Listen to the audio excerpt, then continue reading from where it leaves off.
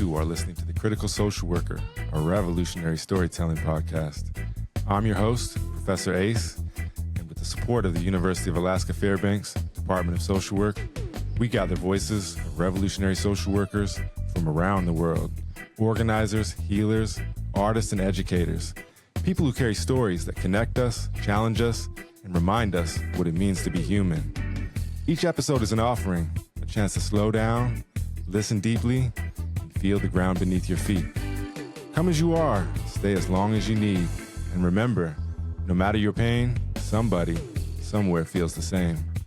Welcome to The Circle. This episode features Gary Trey Taylor, a licensed clinical social worker, an author, and a professor at Virginia State University. A family man and social work futurist, Trey's work bridges mental health, culture, and justice while reimagining what the profession can become. If you find something meaningful here, the best way that you can support this work is simple.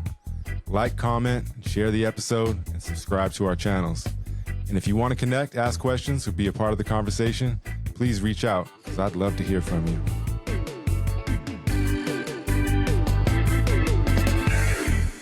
Welcome to another episode of The Critical Social Worker, a revolutionary storytelling podcast. I think this is episode 71, so we're moving right along. And I'm very happy to be joined by Gary Taylor, aka Trey, this afternoon for you. How you doing? I'm all right, man. Little tired, but I'm making it, pushing it through. How about yourself? Yeah, good. Tired too. We both got good reasons to be tired, so we'll talk about that. Yeah. Moving forward. But just a little bit about Trey. He's a licensed clinical social worker, LCSW, author, creator, professor, doctoral student, deacon. Basically, you're a man who wears many, many hats. So much respect to you for all you got going on, because you're not just busy, but you're doing good work. So I just want to say I appreciate you and the man that you are and the good work that you're putting out here into the world. I really appreciate that. Thank you. It's good to be seen and good to be heard. Well, you're in Virginia. Yeah. Did you grow up in Virginia? Is that where you're from? Yeah, man. Born, raised in Virginia, still reside in Virginia. I'm from Caroline County, Virginia. If anybody knows where Virginia is at, like Kings Dominion, the theme park, I'm like 10 minutes away from that. I've never left. I never moved out. I moved out the area a couple of times, like 30 minutes north, 30 minutes south, things like that. But I'm a good old country boy, rural aspect. I love my rural environment. I just actually, in the process of selling our house that is in a subdivision, and actually moved back more into more of a rural area in Caroline. So get some of that rural feeling again. I just enjoy the openness and the woods, and having that access to be kind of limited to everybody. But when I'm ready to go, I'll be out in the mix, moving around, stuff like that. When I go home, I want to be removed from everything. Yeah, I hear you. How far are you away from Richmond? Richmond, I'm like a 35 minute drive. Okay. So my only experience with Virginia, I have some comrades and some friends in Virginia, but I used to work with a political prisoner, Uhuru, and used to correspond via letters and stuff. And we went and visited him in prison over there. And I remember we flew into Richmond, and I think like about 45 minutes away, I think, or something like that. Maybe it was an hour drive, but it surprised me because I didn't visualize Virginia or like the East Coast that way at all, because it was like, white houses with fences and like rural kind of areas, just like kind of like a step back in time. Virginia, I tell folks a lot of time, Virginia, man, is like almost like three different parts. Well, three or four different parts, right? You got, Northern Virginia, and you got, which is more like closer to, really big houses, like high income, things like that. Central Virginia, which kind of encompasses a little bit of Richmond and my area, and that goes up and down between a rural urban town ish, and then you got the 757 area, that's its own little entity, and then you got Southwestern Virginia, and it's like depending on where you end up at, like Virginia is beautiful, like it has beautiful scenery, rural aspects, urban aspects, you name it, but it has a deep history too, as well. Home of the Confederacy in Richmond, and a lot of different things that come up through Richmond. Virginia as well. We had the Loving versus Virginia case, interracial couple that came from actually in Caroline. And so, stuff like that. Virginia has its deep, dark secrets, but it's a beautiful, beautiful state, but it's chopped up into different versions depending on where you're at. So, it's I could see somebody that's not from here coming here, getting off at the airport and be like, wait a minute, what's going on? You know what I'm saying? So it makes sense for sure. Yeah, and it does have. I'm a little bit familiar with some of the dark history, and my friend Hockey, he lives in Richmond, and he goes around and documents where slave revolts happen, and slaves were buried, and all kinds of things like that. And so some of that stuff is just buried from us here. I mean, many of us know somewhat of the history, but a lot of the details of it have been buried. You know what I mean? Yeah. And I mean, buried for good reason, right? Because, if we actually have been, exposed to that, then what does that matter? I remember um, even, just not really knowing the history of the area, at least in my area, until I got to college, and why that wasn't taught while we was in, K through 12, and even downtown Fredericksburg at one point, which is north of me, 20 minutes north, at least until like the 2000s, right? They still had a picture, not a picture, but the actual slave block in the downtown area where they had to vote to figure out where they wanted to put it at. And it was right by all the shops and all the bars and stuff like that as a memento almost. And it was like, but this is slavery from, you know what I'm saying? So yeah, Virginia is unique. I would say that. Yeah. Let me ask you this: you get a lot of like, is it how segregated is it, and do you have like people floating around the Confederate flag and things like that? What's the atmosphere like? Yes, I grew up with the Confederate flag. As far as the guys I went to school with, they wore it, wore hats, they wore the shirts, they wore the apparel. They had the lifted trucks with the Confederate flag on the back of it. And at the time when I was going to school, I knew what it stood for and the intent, but I didn't know the deep rooted history behind it and why it shouldn't be appropriate to be in our area at this current moment. And so, but I had friends that was, wore Confederate flags and had it and, was all around it. And at one point, if you go up 95 far enough going past Stafford, Virginia, there used to be a big Confederate flag that you was flying above the tree line that you could see off 95, the highway. And so, I mean, yeah, so it's here. It's here. It's still here. I was part of a group years ago during the George Floyd time where we was petitioning to get a Confederate monument removed from our courthouse lawn, older courthouse lawn, because it didn't have no name to it. It was a Confederate soldier, and it was memorializing that person. And I was like, it's not appropriate to be in our county if we want to, be inclusive to everybody. So we got it removed. Went to a Confederate cemetery. That was one of the things. And so I wouldn't say we're segregated, but there's still pockets of the Black community in different areas, pockets of the white community, then intermixing between different areas. And of course, we have that Love and West Virginia history. So like the interracial couple history, that landmark case, and you have those individuals that are in part of that family as well. So yeah, it's not. It's not as segregated as it used to be, but it's still undertones, I would say. Yeah, for sure. Well, I was going to ask you this a little bit later, but it's coming to my mind right now. When I mentioned my friend Hawkey's in Richmond, and we talked. It was a conversation we had a couple years ago, but I asked him how Black folks in Virginia perceive social workers, and he was really negative. I should say down about it, saying that here most Black folks are going to look at social workers in a negative light as disruptors or as somebody that's coming for the children. And I can't remember exactly what he said, but he was really down about it. Do you get that kind of sentiment? I think that stigma's still around, but it's slowly dissipating, especially with a lot of us who are Black social workers who are moving the needle around that, and we're doing a lot of non-traditional social work roles.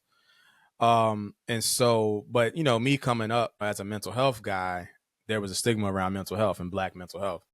So then educating the community around that, and then going into social work, and then educating them around social work, right? Like, this is what a social worker looks like. This is what he does. This is how I show up sometimes to supervision and class and stuff like that, So I think that, and for me, I mean, it just, cause I'm in a rural environment, like it was going to be education more so than anything else in the first place because of my environment. But it just depends on which area that you might be in, what I'm saying, as far as, if they understand what social workers do, what their experiences have been. A lot of folks' experience with social workers have been negative, absolutely. And so trying to show folks a different side of what social workers look like, what we can do, how we show up. I think that's been changing over the last few years, especially since COVID and some of the social justice things that's been happening. Yeah, and social work's done a pretty good job at diversifying itself. You know what I mean? The leadership has Mhm. diversity in it. I know a lot of social workers that are just doing excellent things, whether that's just their job or whether it's podcasting or media stuff that fit all over the spectrum. So Yeah. Yeah. I think social work is doing a pretty good job in that regard. Yeah. That's what I set out to do when I first became one. My goal was like, okay, how do I get more Black and brown folks into the social work profession? How do I make it marketable, right? Make it cool, make it look like something that you can do. Because a lot of folks was doing the work, but they wasn't called social workers, right? And so, like, impacting those folks, say, go back to school, you get your social work degree, and then you can either start your practice or continue to do the work that you're doing. So I when I first graduated, like I said, I set out to do just that. And I think right now, as I take a pause for a moment and see where I'm at leadership wise in social work and see the students and supervisees that I'm supervising and working with, I'm like, oh, I've accomplished that goal now. To see that, because I remember it wasn't a lot of us, man. I didn't know. I mean, even when I got into social work, I didn't know what we do. I had an idea, but I didn't know the routes we could go and, what could happen. I was just interested in the field, in the profession, and didn't know where it would take me, but I wanted to advocate and, talk about mental health advocacy and, do policy-based work. And it's just taken me on a journey, and that journey has also inspired and motivated other social workers too. So I've been thankful and blessed for that. Yeah, yeah. Well, you mentioned that one of your goals or your mission was to get more Black and brown folks into social work. Why do you think that's so important? I think it's important because it's important to see yourself in different professions, to be able to relate, but also to have some of that, I get it, right? I can, and also have some of our lived experiences, some of our understanding of our culture be infused into social work practice. A lot of our historians, people who did the work beforehand, could be considered social workers, but they weren't, right? And then there's still Black social workers and pioneers that did a lot of things too as well. But I always think about, like, with like Malcolm X, Martin Luther King, and then like the Black Panther Party, like those are social work related items that folks are being, doing, maybe not can categorize as social workers in of a sense, present things of that thing. And so I take it personally to be able to make sure that, there's a wide, diverse population of social work practitioners, whether that's micro, macro, or in between with meso. But if we're going to be a diverse population that, addresses marginalization and oppression, and making sure that we look like our community, that we need to be also represented in that way as well. And for a long time, I mean, us as the Black community, Black social workers, we wasn't. I mean, it's growing now. It's actually grown a lot since I've even graduated. When I first seen it, right? I forgot the numbers, but it's increased in numbers, and I'm happy to see that. But we're needed. We're needed so badly, and it goes beyond just traditional social work roles and interventions. We can, apply that cultural background and experience to help folks. Yeah, yeah. Well, I think that's Brother KD in the chat. I just want to say warm revolutionary greetings to you, Brother KD. And if you want to hop in and call in or anything or chime in, then feel free, because what you were just saying reminds me of a conversation I had with Brother KD recently, where I think you were both in alignment with some of my goals, as far as it really bothers me when we teach the history of social work and it starts with Jane Addams and so and so and so and so. And just like you said, so you're saying that all these other folks weren't doing social work, you know what I mean? And even like if you took the Black Panther Party and free breakfast programs or a multitude of other things, are you saying that that's not social work? Because that is social work, if you know what I'm saying. And Right. and we make an error by teaching social work in such a way, you know what I mean? Like it starts there. Right. It doesn't make sense. Exactly. And that's what I try to shift as much as I can. I'm not just saying I'm the almighty expert in it, but what I'm saying, like, it's just like, think about this. Let's reframe these things. And shout out to Brother Kyle, man. That's my guy, man. He is definitely an amazing social worker and doing amazing work in the liberation social work space for sure.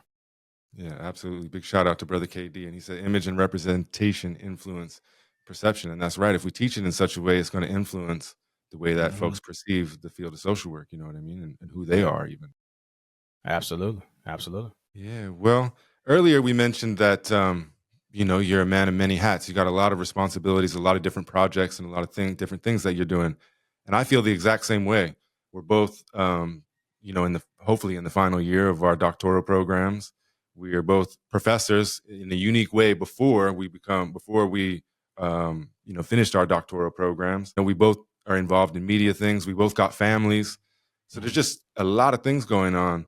And, you said you get this question a lot and it's hard to answer, but how do you balance so many things? How do you stop yourself from going crazy and still being able to devote time for your family and to yourself and, keeping your head above water and taking care of everything? Yeah, man. My students been asking me this question all semester. It was funny because brother Kyle, man, he invited me to come speak at his class, I think last year sometime, and wanted me to discuss my social work journey, right? And I paused for a minute and I was like, I haven't, I've been running, racing, got in the DSW, start teaching, doing my thing, and I never took the time to really map out the whole journey. And it was a very important reflective activity for me, so much so to see where I've come from and see where I've, ended up at. And also I encourage my professors to do the same thing, right? Like share your journey with your students so they know the process. A lot of times these students are coming in, yeah, they want to learn about social work and they want to understand the process, but they also want to know, how'd you get here? Right. And so I said, so I share that now, in the first class to show them, hey, this is your professor. This is what they went through and how we got there. Now, how I balance it all, a lot of prayer, my faith, my family, my friends, my support systems. And I also understand that I am very privileged to have and blessed to have the friends and family that I do who are very supportive of my endeavors and have always been for the last, couple of years in this journey in space. So they keep me grounded. There's a couple of folks that can pull my coattails. My wife, of course, being the first one. Like, if I'm doing too much or I'm talking too much social work or engaged too much, she'll shut it all down. Like all this will stop in a heartbeat, and then my kids, of course. And then I have I tell folks, man, I don't have, all my friends aren't social workers either. Like I have friends who are not social workers, never been social workers. They know I do social work and mental health, but they gonna keep me regular as far as Trey, the person that they grew up with, whether that was the person they hooped with, sneakerhead with, cars with, went to high school with, you name it. I got that set of group of people as well.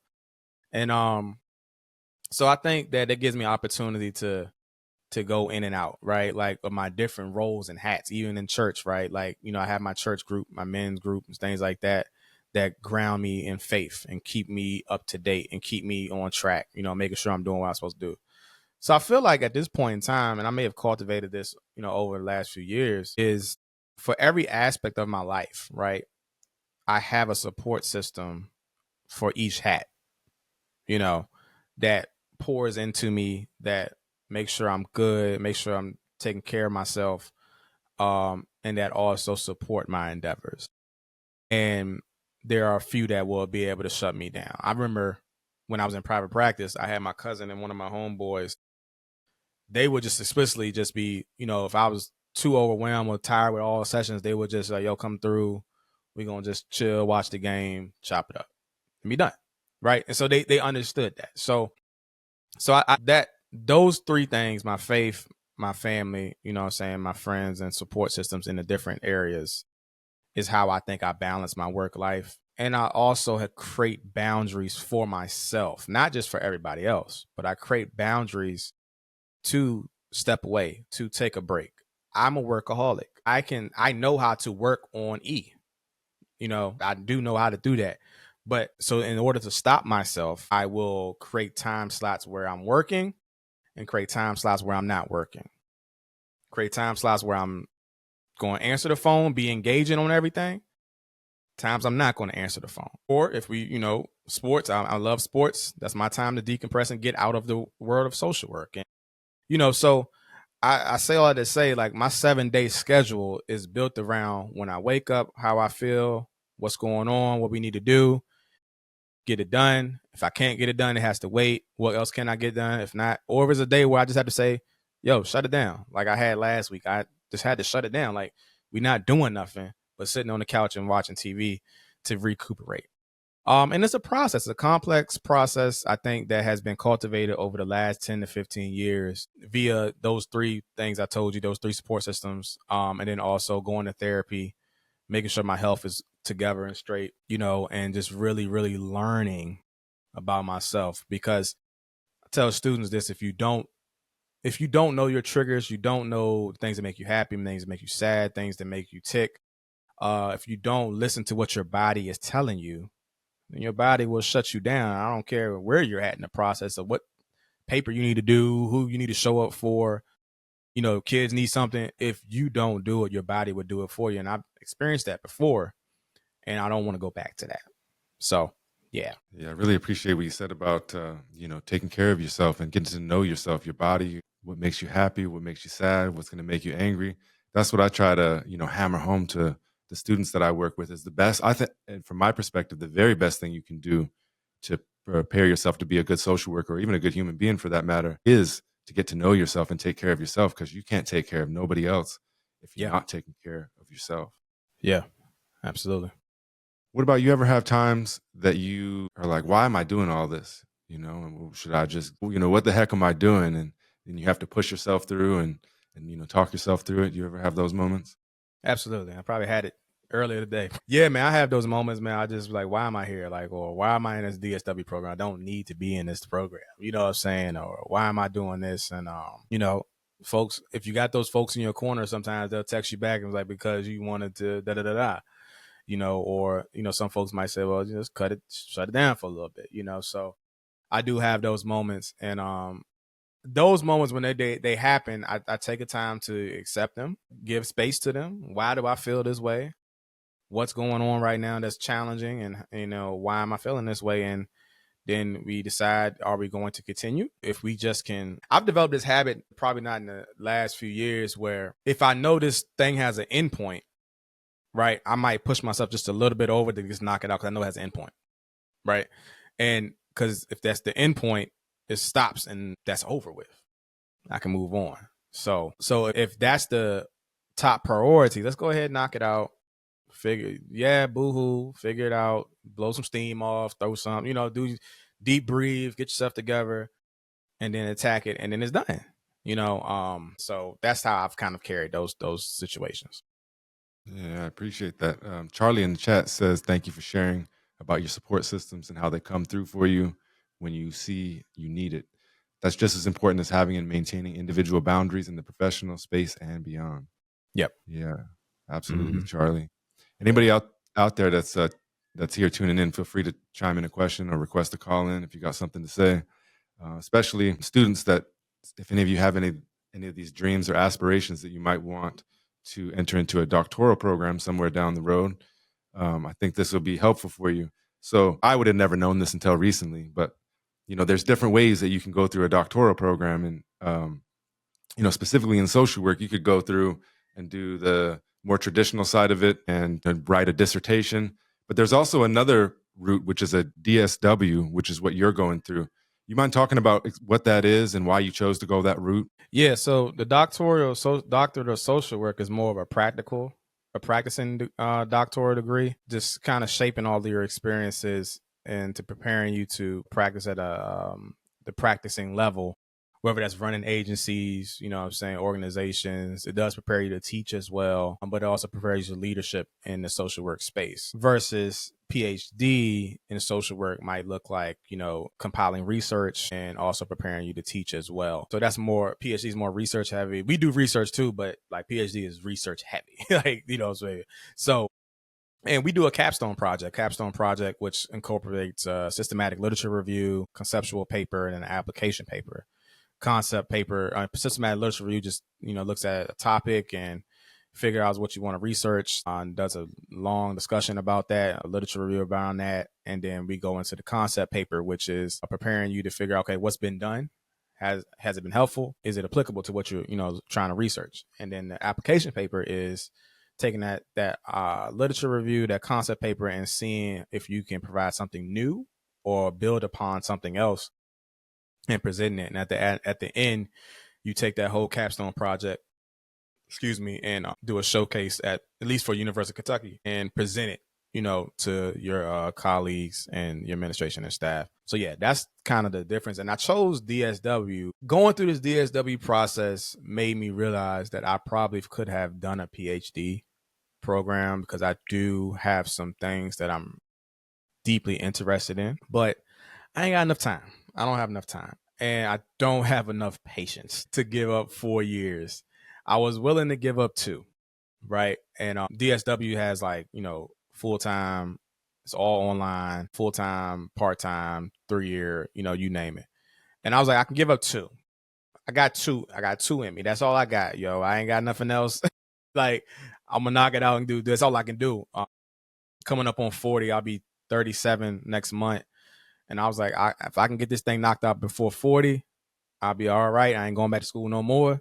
And I was also trying to time it with my son, because my son turned 3 this year. And I was like, I wanted to knock it out before he gets into K through 12 school. Because my daughter, she's in K through 12. She's doing basketball. She's doing Girl Scouts. She's singing on the choir. I was like, if it shows up anything like her, I'm not going to be available. Like, you know what I'm saying? So I just, me personally, I just didn't have 4 years to give. All I could do was 2. And that was the best way possible for me. So that's why I chose DSW. Yeah, and as far as, doctoral program in social work, it sounds like the DSW is more in alignment with social work being a practice-oriented profession, you know what I'm saying? So I can see pros and cons to both of them. When I was your age, I told myself the same thing. I was like, I'm going to get this done before 40. And I probably could have done it, but I just ran into some hiccups. I had my advisor retired early because he got sick, and so I transferred programs and things like that. But here I am hoping I finish at 43. So I'm a few years ahead of you. You're still good. You're still good. Yeah, you're still good. Yeah. Yeah, so that was the timing, man. And then, I just was like, I felt like the DSW closely aligned, like you said, with the practice research that I was doing in social work, and it would just enhance. I tell people, like, it's not the icing on the cake. It's more so like the candle put on the cake, and to be capstone everything that I've been doing and continue to do. And so hopefully it prepare me, if I stay in academia, continue to prepare me for leadership in academia, or, state and federal policy around mental health access. That's my 3 things I'm looking at. And we'll circle back to that in just a second. Kara wanted to know if you wouldn't mind repeating the last step of your papers. I'm not sure what she means, but I think you went through the gauntlet of what you got to do. Yeah. So for us in our DSW program at University of Kentucky, we do a systematic literature review. That's the first component of the Capstone project. And then we do the concept paper. And then we do the application paper. And then after we do all of those papers, we put it into a nice presentation and we present it to our peers and administration at the end of the spring semester, which hopefully will be next year, presenting our information to be doctoral students. And then Brother Kyle asks, what informed your decision to undergo the DSW program and prioritize rural mental health? Good question. So I really just landed on rural mental health. I'm gonna be honest with you. And I don't know why I didn't start with it, because I've been doing it for years. I initially went in there to do, what else? I was thinking about going with AI and Black men and trying to figure out how we can utilize AI. And then I shifted to barbershop talks, where how we can utilize the barbershop to help Black men with their mental health and physical health. But then after a conversation with a PhD student, my guy, Dr. Richardson out in Alabama, he was talking to me. He was like, man, did you think about working in, think about research and rural mental health? I said, yeah, but I ain't really, go into depth about it. I was just, I was thinking about Black men as a whole. But for me, I was like, oh, well, that might be perfect.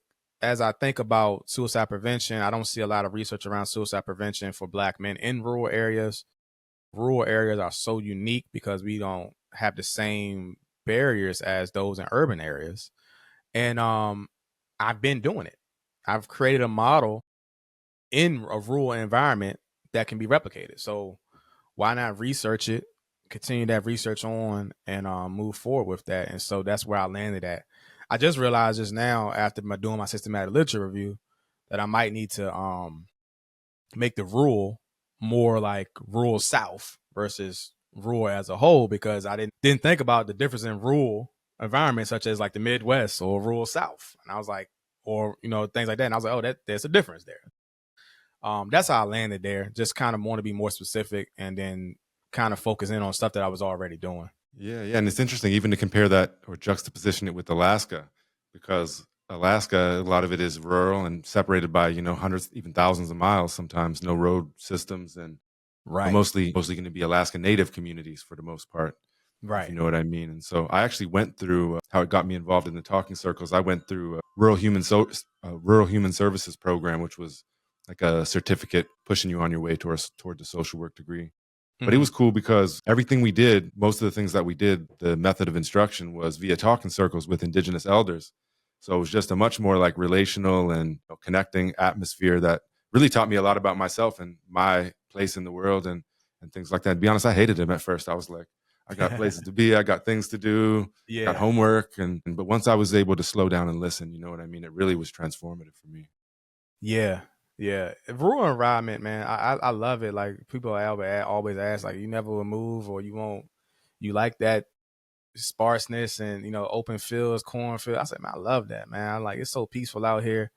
And I just like the concept of, I love where I grew up. You know what I'm saying? I've traveled many places, but to be in that rural space and then to learn from, different folks and then how we, grew up with, man, I wouldn't trade it for nothing. It's been super. It's made me who I am as a person, for sure. Yeah, I'm with you 100%. I grew up a little bit in the country and then spent a lot of time in the cities and then ended up in I've lived all over the place, but yeah, in Honolulu, Hawaii, I've lived in Las Vegas. And, when I met you in person was in Chicago, right? The exact opposite. Yeah. And it was cool for me to go to Chicago, but I was a bit overwhelmed by the end of it. And I really wanted to get home to the country and see my family. Yeah. It was a little bit too much because I've been away for so long. That makes sense. It actually came at a perfect time for me because I was tired and I needed a break. And met up with my guys, Dr. James Bell and Christopher Scott. We did a panel and, had a good time, for that brief time away for a little bit and got back to family. So I love Chicago. Chicago's nice. I'll travel and I'll go to places for a few days. That's all I need. Then get me back to the country. Get me back to the woods. You know what I'm saying? So, yeah. Well, I think another area that we have in common is that we're both professors before we finish our doctoral program, which is unique. Sometimes for me, it's brought in a little bit of inferiority complex. You're in there with all the, people with the letters by their names already and things like that. And honestly, they probably aren't looking down on me. That's just my, my own insecurities and things like that. But I've seemed to get over it. But how did that come about? How did you end up? Because it's not very often that you have some people like us that enter into the academy before finishing up our education. Yeah, I mean, honestly, man, I was looking to teach and do some adjunct work, but I think like I was gonna try to be a TA because one of the universities down here was like, you need to be a TA first. You didn't have teaching experience. Then they took the TA program away, so I was like, okay, maybe I'm not gonna be able to teach. So then, come to find out, down in Virginia State, I could teach with the MSW, and I had the LCSW, so they was like, that actually qualifies you to, be able to teach adjunct or, teach full time. And then we have enough PhDs, DSWs here to kind of balance out the program because we had enough here on the program. So I didn't know that. I just thought that because I didn't have a PhD or DSW, I couldn't teach. And so my director, who, I've, known for quite some time, she's probably one of the first social workers that I've ever knew and was going for social work, Dr. Younger. She called me one day and I was doing speaking engagements around the area and stuff like that. She saw my flyer and she was like, she was going to ask me to either come do a guest lecture or, see what's going on in that space. And I was like, and then she was like, yo, did you ever think about teaching? I was like, I did, but they told me I couldn't because I ain't had a PhD or doctorate. So I'll just, swipe it off and just do something else. You know what I'm saying? And she was like, nah, we got something for you. You want to do adjunct or full time? And I wasn't looking for it. So I tell people all the time, man, like my social work journey, like I did not want to be a licensed clinical social worker. I did not want to be in private practice. I swore off teaching because I didn't think I could teach without the actual doctoral degree. I didn't want to supervise supervisees. I didn't want to do any of these things that I've been doing in social work. I used to hate public speaking. Like, you know what I'm saying? So everything that y'all see now as this product, right, were things that I tried to steer away from or did not want to do for myself. And so obviously it's like she asked me and I was like, man, I had this shift because I was in private practice and my son was just born and I needed to pivot because 2 kids, family of 4 now, taking care of the household, and private practice has slowed up because I had my son and I couldn't increase like I wanted to my clients. So, and I was tired. I was burnt out. I was sleep deprived. And so I needed some stability. And so I said, well, yeah, I'll do full time, and did full time, learned it on the fly. They threw me in on a Saturday class, and then and for a Saturday class from 9 to 12 and then 12 to 1, 1 to 4. Shoot, I'm now the MSW online program coordinator, and we're coming up on 3 years in January from teaching. Yeah. Well, congratulations. And I'm guessing that your students are very fortunate to have you. Yeah, what kind of teaching methods do you do? What kind of, so you're online completely? I manage online, but I do hybrid online and then also in person. So program coordinator, I'm managing the whole online program, and then I teach 2 classes in person. So my teaching pedagogy is mostly social justice oriented, of course, but it also is more so along the lines of facilitator, demonstrator, coaching aspect. I bring in a lot of lived experience because of my experience in the profession. So mirroring that with the text and the information that's there and giving them real life experiences to put practice in motion. And then we do a lot of discussions. I try to bring in some guest speakers. But that's my approach, my teaching pedagogy in that space. And it's always going to be social justice oriented in some form or fashion while demonstrating and teaching and coaching in that space. You have any, you get the vibe or reflection from students that folks are feeling disconnected these days? Mine's a little different because most of my stuff is completely online. With the seniors, I meet via Zoom. I hold optional talking circles. But what I've noticed over the last few years post-pandemic is that folks often feel really disconnected to a lot of different things, but even specifically their educational program. They're going through it and they're going through the classes, but they don't feel connected. And, I think even when I reflect on my own educational experience, some of the most meaningful moments are talking with the professor after class or walking with the other students after class. And when you're doing an online program, you don't get any of that. And so you have to either create different, unique kind of opportunities, or, you have to figure something else. Otherwise, people can go through a whole degree and feel disconnected through social work, which is the exact opposite of what you're looking for in social work. Right. When we launched the online program, there was I felt like there was some disconnect because ours is asynchronous, the online program. So that's even more, critical in trying to engage with the students. I said clients, but students.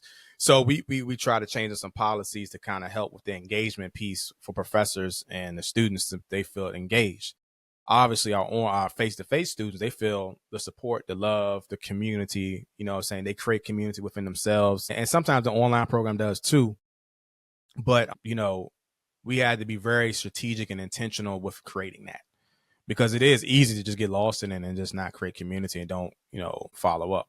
And I try to also put myself in some of their shoes as well, because I was there, and just make sure that they are seen and heard. Like I even get out the point of like, look, man, if you want to do office hours and you just want to talk about the profession of social work, just do that. We ain't got to talk about the assignments and academia all the time. I want to build community and relationship so that you feel supported going into this profession. And that's during the program and post grad. You feel what I'm saying? And that's something that was important to me because I feel like I had a lot of community as far as my cohort at George Mason University. And I have relationships with the professors as well, but in the realm of seeing what could be done in social work and then seeing folks who have done it and picking their brain or having conversations, I didn't have that. I didn't have none of that. So all of this stuff is kind of created on the fly, and just kind of pulling from other social workers and stuff like that. But I was like, all right, well, when I get in here, I'm going to intentionally create that for my face-to-face students and my online students so they know that they have a template to look at. Yeah.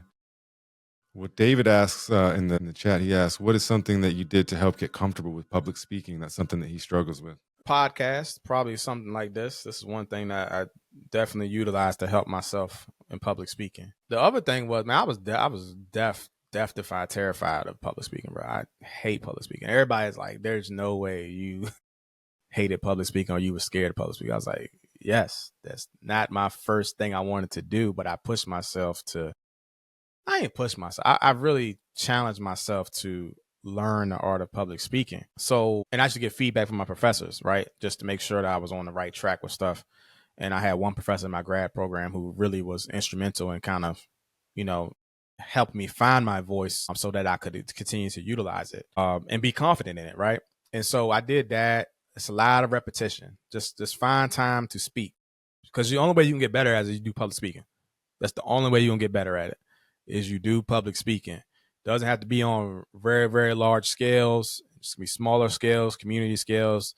Just do the repetition of doing it so you can get comfortable with finding your voice. And then also I studied folks that I enjoyed who spoke. Like, you know, as far as if there was other podcasters, they don't have to be in social work, other podcasters, you know, mass comm, you know, analysts, things like that. If I enjoyed how they spoke and I like to listen to them, then I would study how the art of how they speak and you know, infuse that into my space. And even of my fellow podcasters too, like, you know, one of my guys with Dr. James Bell and my guy Chris Scott, they both podcasters. I've always enjoyed Chris's stuff because he's very like, we're just gonna put it out there. We're just gonna spit it out there. And so that helped me be more confident in not being such a perfectionist, right? Because sometimes we'll be too much of a perfectionist and don't put nothing out, or just be too hard on ourselves. And then I took some stuff from my guy, Dr. James Bell, because I was like, you know, he does a great job at driving home points, having a pause, and then elevating and driving home, you know, specific points that he wants you to understand. And his podcast, Equity Matters, I mean, that I learned a lot from him as well. So it's other folks out there too, but just studying. So you got to study the art of public speaking, and you also have to do the repetition to get better at it. Yeah, that's great advice. You know, I remember I had a failed go at college when I was like 19, 20 or something like that. I remember I was in Communications 101, and the final project was you had to public speak, or speak in front of the class, do a presentation. I was so, afraid of that moment. And if I look at myself today, I don't even consider it. I'm actually more comfortable speaking in front of a group or speaking live on something like this than I am participating in small talk. I feel like I don't know what to say. It makes me, feel weird. But now, like, it's very easy for me. And all the pieces of advice you gave are great, and things that I've done too. Listen to people and emulate them. Study the way that they go about it. Another thing that I've done is that I like to read to my children. And so when I read the books, I try to sound like I want to sound if I'm public speaking or on a podcast. And it's worked really well, because I hear myself and you know what I'm saying? I remember too when I was at University of Hawaii, and a friend of mine was like, "Ace, you got to come and get on the radio. You have the right voice for the radio. You got lots of things to say. Come on the radio." And I was like, "I don't know what to say on the radio." I remember he took me in the studio and he was training me, and he's like, "All right, I'm going to put you live. Just introduce yourself." And I was like, I don't know how to talk into a microphone. I don't even know what I would say about myself. And the best advice I think that you gave was, you just got to do it. It's like, if you were trying to learn how to play basketball, if you'd never shot at a hoop before, you're going to look funny and awkward. Yeah. Form's going to be off. You got to be willing to fail in order to, you got to be okay with missing the shot to be able to make it someday, if you know what I mean. Got to practice. He's got to study it. You got to study it. And then you find your own voice, you know what I'm saying, and your own style and approach. I used to, we do speaking engagements. So, most speaking engagements, you got the PowerPoint slides behind you so you can talk off the screen, but you're not supposed to talk directly off the PowerPoint slides, right? That's kind of rule of thumb. And so then I, put your talking points on there, and then you try to infuse stories and stuff like that. So one speaking engagement, I said, well, I'm going to go off the cuff, and I'm going to see if I can do this without no slides, just talking points. And it went like, it was one of my best, speaking engagements. And I was like, okay, all right, so we've reached another level now. You know what I'm saying? But trying that out in different environments to see, how well you do. And there's a big crowd of doing that without that. But that gives you also the confidence to public speak more. If you can speak on a topic without having any prompts or notes, then you are, and that's the other thing I forgot to mention too. Research your information. You should know what you're talking about. If you know what you're talking about, then you can, speak about it easier. But if you don't know what you're talking about, yeah, it's going to be a little bit harder and difficult. So I know I can always talk about, if you prompt me off the, with nothing, I can always talk about Black male mental health, Black mental health. I can talk about social work. I can talk about sports. I can talk about cars, sneakers, unprompted, nothing in front of me. I can talk about these things.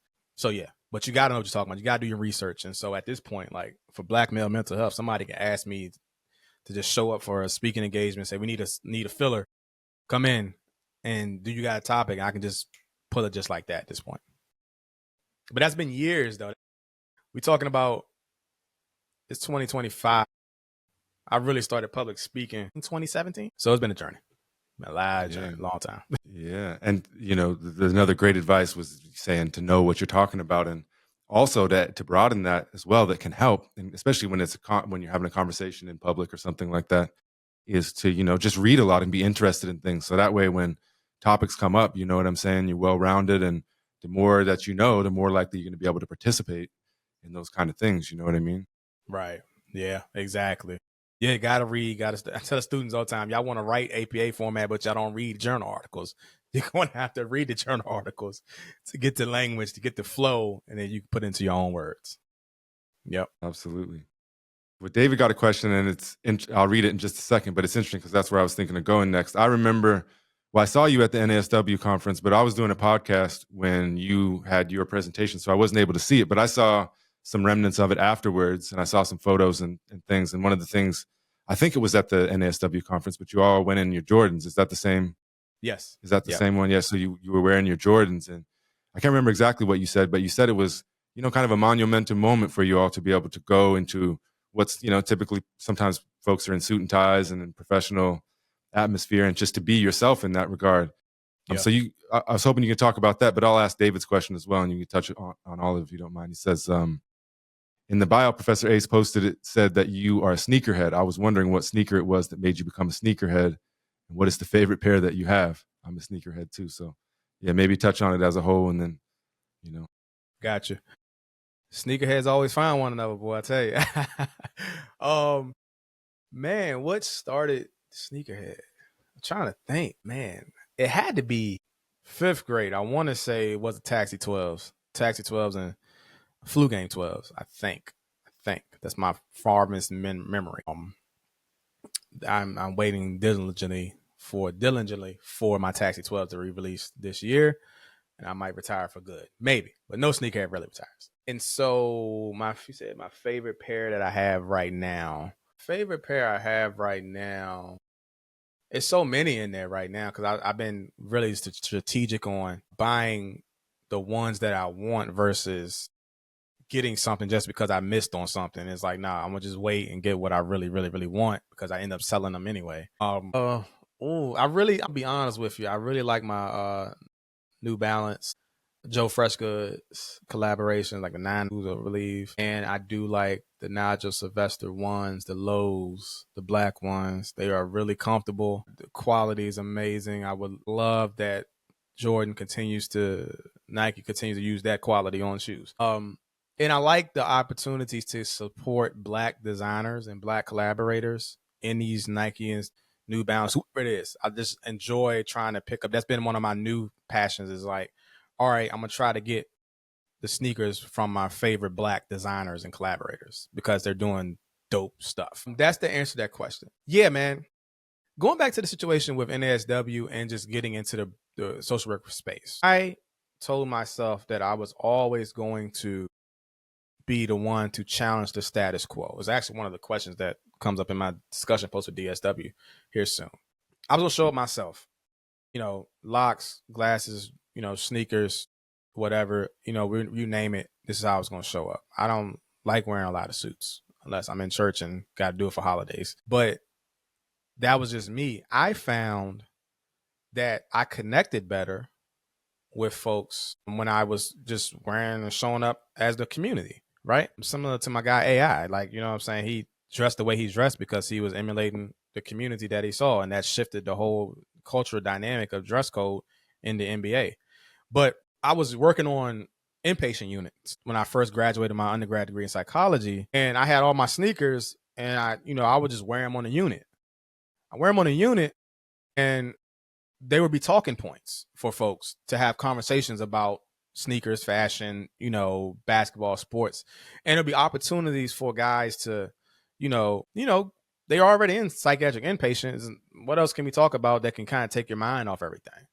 So I saw that connection, and I said, you know what? If I show up as myself, my authentic self, this is who I am. This is what I like. And it's no knock to anybody who dresses up, in those spaces, but I'm also meeting folks where they're at. And they feel more comfortable talking to a social worker that looks like this, right? That looks like them or looks like somebody that they, support or trust. This is how I'm going to show up. And I've had, great success in doing that. And so when we decided, we kind of just bucked the whole system though. We decided that we all sneakerheads. We're going to wear our J's to this conference and show up. We also did not have any PowerPoint slides prepared. We just did it off the cuff. So we just kind of bucked the whole system to have that conversation, and it went amazing. And it was a good circle back moment because, we believe in showing up as our authentic, and genuine selves in these spaces, especially in social work spaces, to motivate and to help inspire the next social worker to show that they can show up as the authentic selves and still do good work. Right. And that, racial profiling or stigmatizing folks to look a certain way, because I get all the time, I've gotten all the stigmas, right? The weed man, basketball player, which I did play basketball. Folks think I'm intimidating at times. I've gotten all the stereotypes and stigma, right?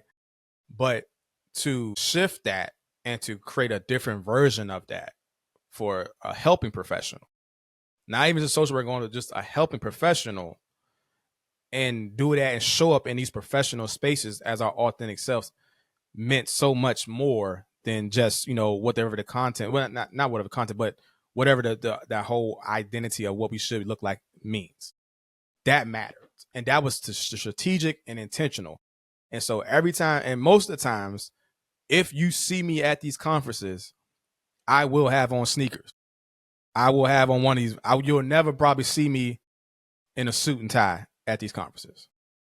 So, yeah. Yeah, much respect to you for that too. There's a power in being able to show up as our authentic selves. And I think also you showing up that way, you mentioned like the stigmas or the stereotypes people can have towards you, or the assumptions they make about you.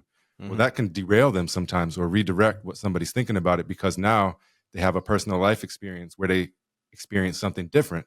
Yep. If you know what I'm saying. And so yep. Much respect to you for, one, just being your authentic self. And I think you're giving power to other people. And I'll just say that when I ran into you all at the NASW conference, I'd seen you guys a few times and seen you online, but you all had a very powerful spirit about you. And so I just wanted to say that I recognized that at the conference, and just much respect to all of you for what you're doing. I hope that I can continue to, run into you in other spaces and connect with you, because like I said, you all have a powerful spirit about you, about what you got going on. Thank you.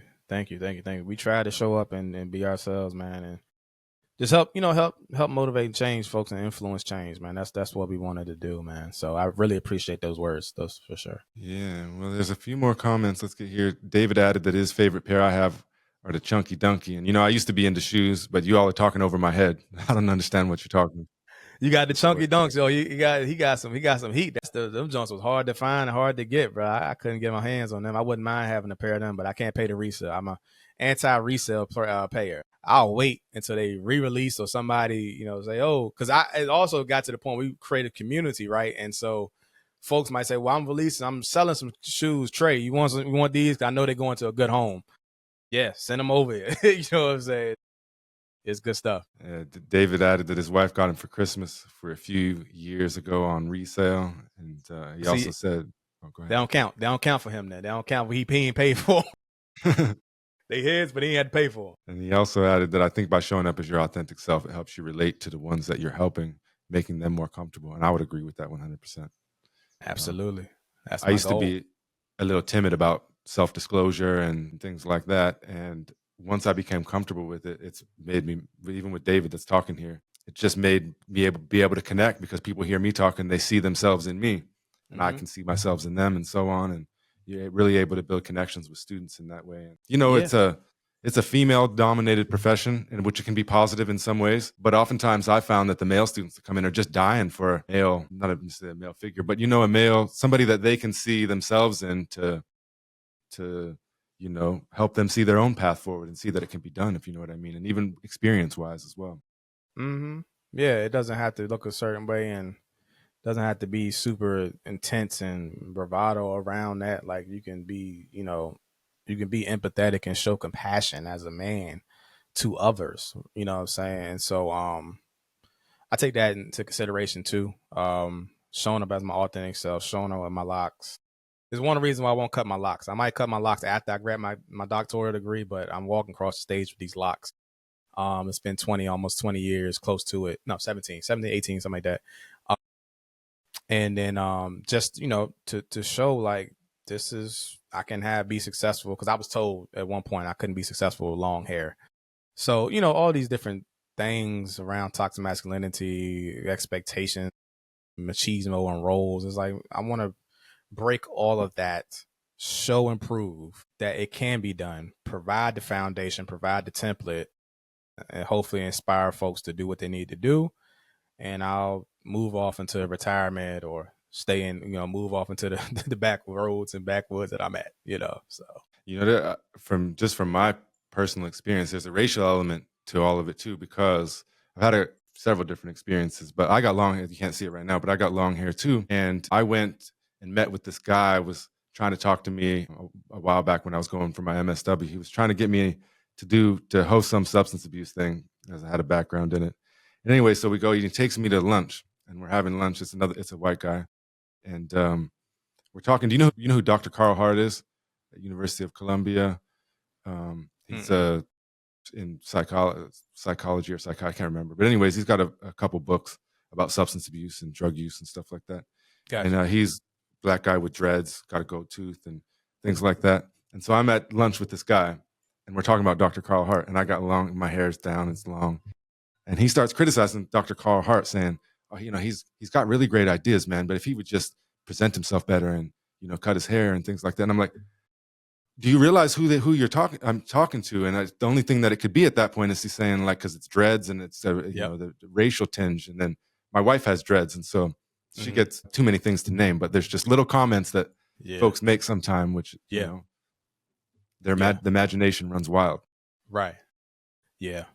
And I think that's the piece of it, right? Like when young boys or even adults, I think I get more conversations from adults, grown adults, around my authentic self and showing up this way, and even not code switching sometimes, and how that empowers them, right? Even in class, I'm gonna still talk. I got a little country twang, a little, and I slur my words a little bit sometimes, talk a little bit too fast, but I can still talk the clinical jargon, but that has nothing to do with who I am as a person, right? And why do you feel threatened or feel like I should clean up because I have long hair and I speak a certain way?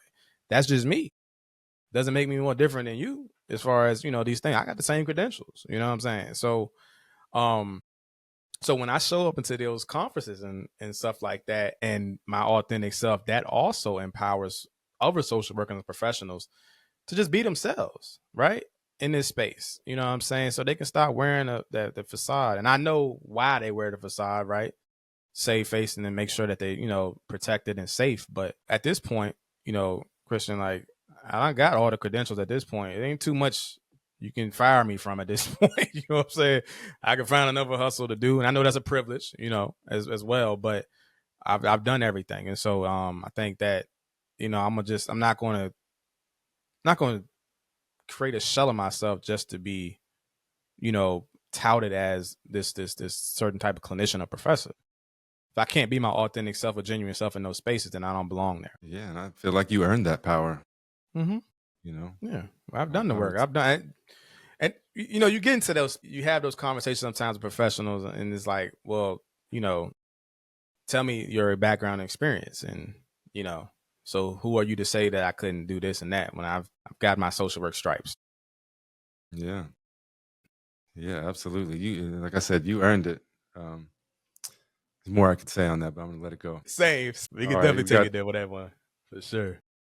we got another good question from Charlie leading us in the direction I wanted to go anyways. And he says, in the realm of reading and knowing what you're talking about, what advice would you give to students about healthy ways of staying informed without overwhelming themselves? Taking in coursework and the news cycle and additional reading is something I struggled with in my undergraduate program. And I would say that this is very relevant right now in where we're at in time, because there's a million podcasts as well as there's a million media sources that you can be oversaturated with all the time. And so it's cool that so many people are producing content and putting news and their ideas out there. But it can be overwhelming to where do you go at these days? You know what I mean? Man, it's hard, man. This phone, man, these phones and this media.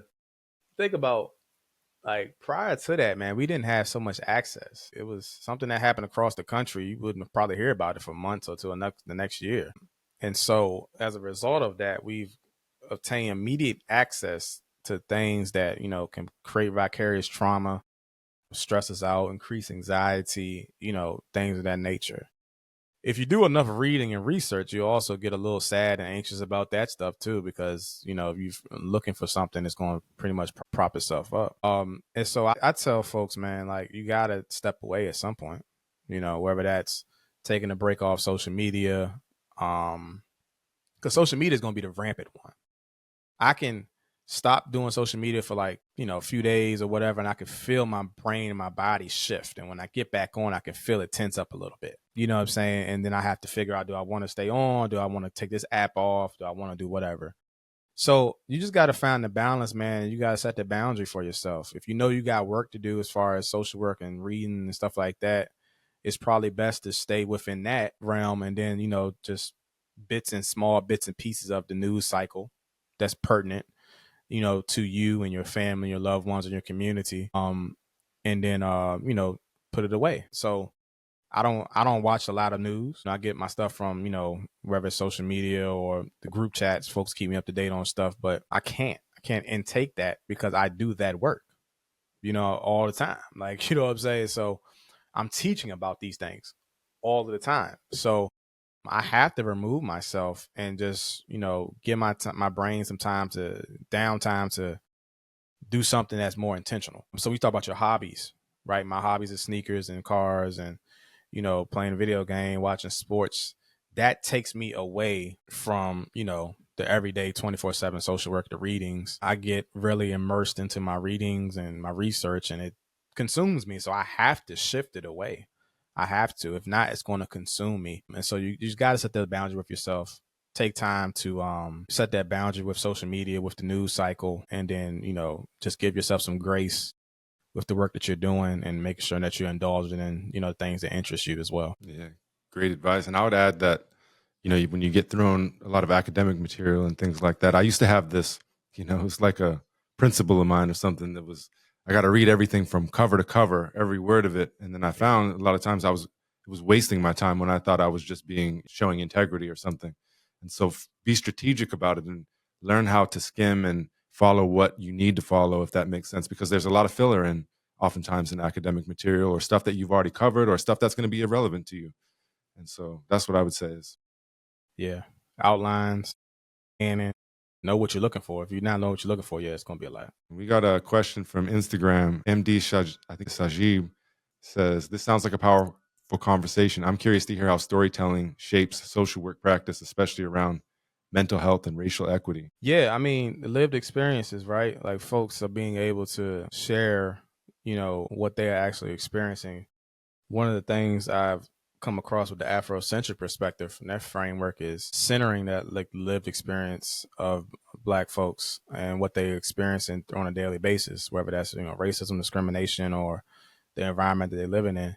And so that's powerful, and that helps because a lot of times our voices aren't in that manner. And so folks will come in and use an intervention or talk about an intervention, and will just be about the intervention, but not be culturally specific. So a lot of times these things don't help those individuals, and it's very tough to matter. Yeah, so that's pretty much how it would helpful. And if we move from this place of, oh, I'm gonna just go by the symptom, or I'm just go by the diagnosis as a way to address the issue, but not the system and how the system has impacted or oppressed and marginalized this community, then yeah, that's where storytelling can come into space.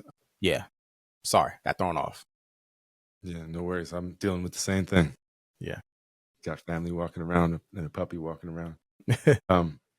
Matter of fact, I did a podcast a couple weeks ago, and we got a kitten and a puppy. So our hands are full, but we had the kitten. It was playing around, and it ripped the roadcaster out of the wall. So all the power went out on my mics and all that stuff.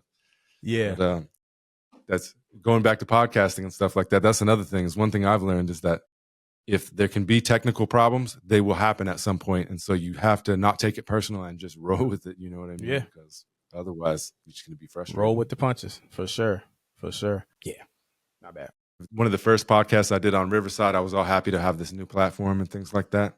And I accidentally gave all of my students the link to the guest link. And I hadn't turned on where you had to let them in yet. And so I was doing this interview and I had like 20 people populating in the thing, and I kept trying to kick them out and then come back in. Hey, technology going technology, man. You know, when it don't work. I mean, as much as I, use Zoom and all these different things, I still have some troubleshooting sometimes with certain things, man. So technology on technology every time. Well, we get into the end. There was a few other things that, we kind of had on the agenda, but is there anything that you would want to talk about? Anything that we haven't discussed that's important to you? I don't know. I think we hit on everything. I did write a book.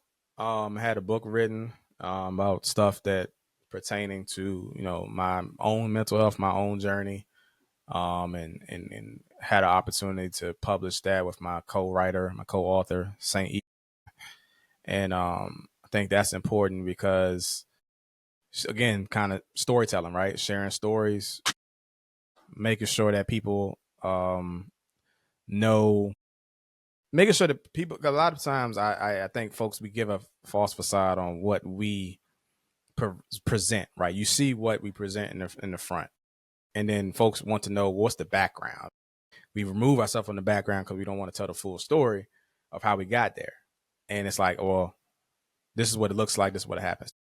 That has also shaped my professional journey, my work, and the stuff that I do. I think just being more open with my own mental health journey and dealing with grief and loss, how that had impacted me and my family, and then also how that impacts men. And so even the concept of the barbershop talk, where I created this barbershop talk to have conversations with Black men about their own mental health, stress, well-being, things of that nature. Using my Goodfellas project, my template, it was helpful in establishing, like, hey, we can come together, have conversation. We can share our stories. We're not alone, because a lot of brothers feel like they're alone, and we can, move forward with stuff. And even in that, when I did the Goodfellas project and went to the barbershop talk, it still was sneakerheads coming up, and sneakerheads talking about the life journey, and older adults, younger guys, just sharing the different lived experiences. And then also looking fly and streetwear, sneakers, stuff like that. And I was like, all right, so this is a tool, right? We can use this for good in a way to help brothers. But and it's one way you can do it. So I'm thankful for that. I'm glad I became vulnerable to be able to, share that. Got a feedback from one guy, man, who was just said he treated it like, not to compare it to the Bible, but just, treat it like the Bible in a sense, because it was helping them overcome some stuff, some dark stuff that he was dealing with. And I was like, and they got a spiritual component to it. So, part of my journey, I think, of social work journey is to be creative, to be innovative, and try out non-traditional things to help folks, especially Black men in the Black community. And definitely appreciative of, those things that I've done and being vulnerable to get to that space. Is the book that you're talking about, is like the mental health keys? No, that's the second one. That was a workbook. The last book I just published out, 2022, I believe, was Refresh the Journey to Find Peace. Okay, I see. I'll include those in the description. I'll get them in there for you all. Well, Trey, as we're wrapping up, a question I like to ask, being that we're the Critical Social Worker podcast, when you think about social work, kind of two sides of the question. When you look at social work as it is in its present day and your experience, what's missing from social work that you think would improve it, make it better? And then if you were to envision social work, if we were looking 5 years down the road, let's say a couple years down the road, how would you imagine social work if it had grown into the way that you envision it, to whether it's to better help Black men or, as a whole? What would you envision that would make it, the social work that you see? What's missing? I think what's missing from social work is more attention to self-care as practitioners, because we do amazing work and heavy work, but we focus more so on the helping and not so much the helper. So, I think that that's missing. It's there, but it's not being pushed as hard as just providing the services. And so I envision, and hopefully in 5 years that we will have shifted into, we'll continue to push, the support of, supporting, marginalized and oppressed communities. And we'll be doing this in a manner that is more healthy, right? Hopefully, I would like to see us as social workers practice in a more healthy manner to help others, because we can't help anybody else if we don't help ourselves. And a lot of folks are burning out from the profession. I've seen a lot of burnout. I experienced burnout. It affects you mentally and physically. So we can't help others and do the work that we can do on a broader scale if we're not taking care of ourselves. And it's tough to do, right? I understand. I get it. But it shouldn't be a reward because of the work you do. It should be a constant and a fixated piece of your life to be able to practice social work and also practice sound self-care. Yeah, absolutely. And I think the profession and the organizations that kind of govern and facilitate social work, they need to step up as well, because, going through some of the degree programs and stuff, I think sometimes they're a bit oversaturated, whereas what folks really need is an opportunity to take care of themselves and to connect and things like that. Yeah. You're talking about an MSW where you go to advanced standing and if you do the math, it doesn't really work out if you're taking 5 graduate classes and what you're supposed to spend in there. You're going to do an internship. You got a family. You might have another job, all that stuff. The math really doesn't work out. And so that's why you see social workers in debt with student loans and things like that. Right. So we need to take care of our own, you know what I mean? And I think that you just providing the space for folks to take care of themselves. Right. Exactly. I agree. Well, Trey, it's been a pleasure talking to you. I knew it would be. I was surprised at how many commonalities we had in where we're at in life and all of that. And I just want to say, thank you and much respect to you. You're exactly what we need out there in the world, especially in social work. So I just want to say thank you for being authentically you. And it's been all my pleasure to have you. And thank you for generously giving us your time and your wisdom and your experience today. Absolutely. Thank you, Christian, for having me, man. Thank you for everything that you are doing in the social work space, man. Appreciate it. Keep doing your thing. If you need anything from my side, let me know. We're glad to help. So, absolutely. I'm sure we'll connect again. All right, Trey, have a good day. You too, man. Thank you. Peace.